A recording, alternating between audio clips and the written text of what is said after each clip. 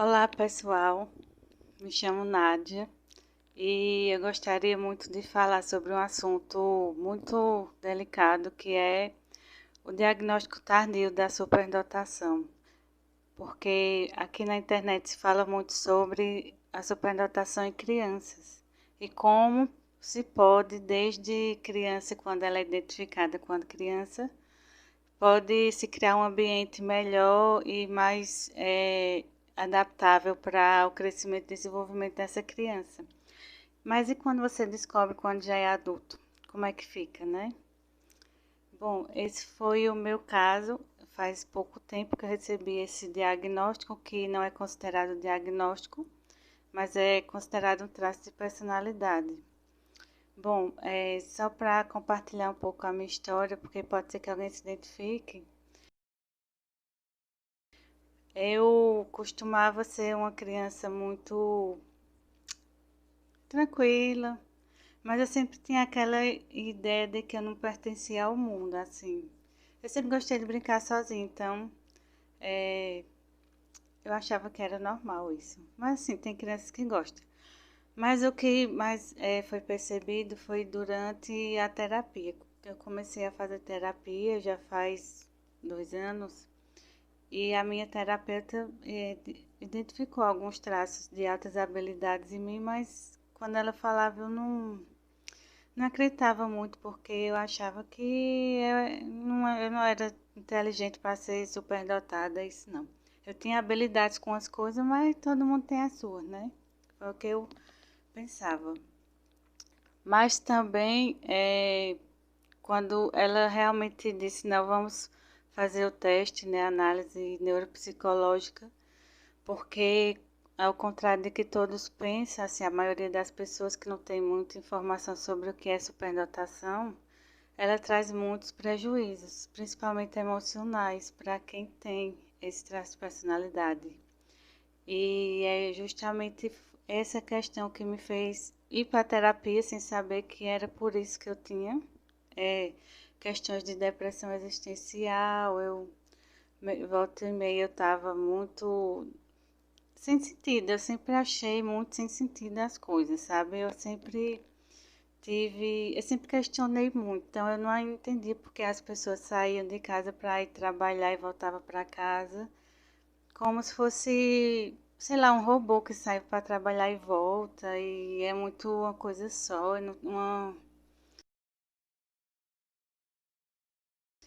assim, para mim o trabalho tem que agregar a outras pessoas. Aí, enfim, eu tinha meus questionamentos, que não era, quando eu contava a ela, parecia não ser questionamentos tão comuns assim que as pessoas tinham. Mas ela realmente começou a desconfiar também quando eu comecei a fazer o curso de alemão e disse para mim estava tranquila, assim, não estava difícil.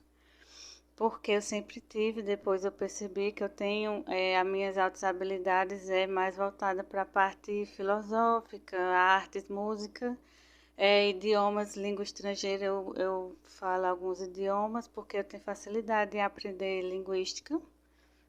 Não sei porque eu achava que quando a pessoa se dedicava muito, aprendia fácil. Aí, no curso de alemão, eu percebi que não, que o que eu olhava em uma página do livro que eu conseguia entender a explicação da professora na hora que ela explicava, muita gente não conseguia. Mas eu achava que era só uma facilidade que eu tinha mesmo.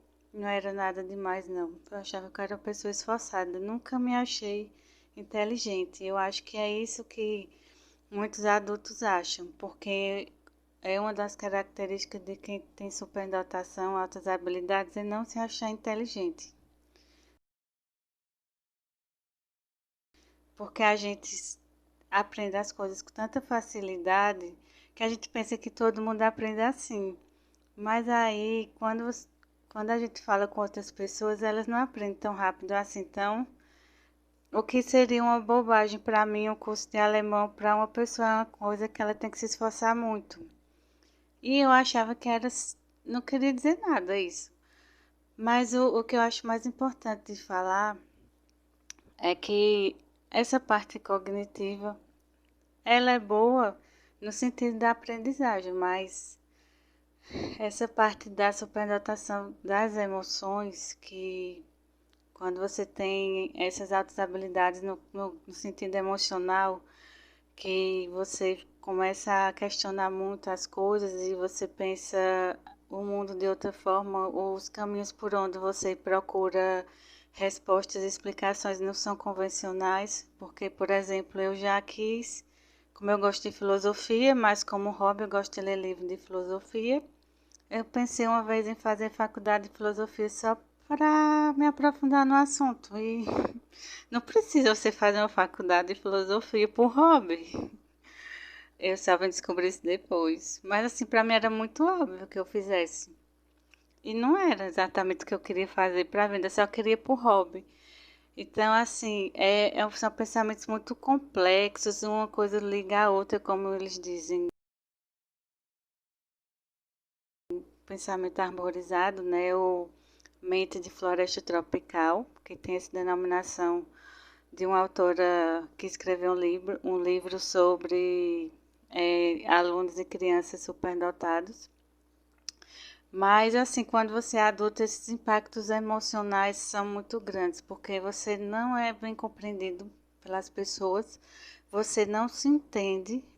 Até agora, há pouco, quando eu recebi esse laudo lá dos testes que eu fiz, eu, eu descobri como foi, como eu me sentia um peixe fora d'água a vida toda, como ninguém me entendia, e isso fez com que eu ficasse ainda não aceitando muito esse diagnóstico, porque é bem difícil. Se fosse para escolher, eu acho que a maioria das pessoas que têm superdotação não queriam ter inteligência mediana das pessoas que simplesmente vivem sem se questionar muito e tal.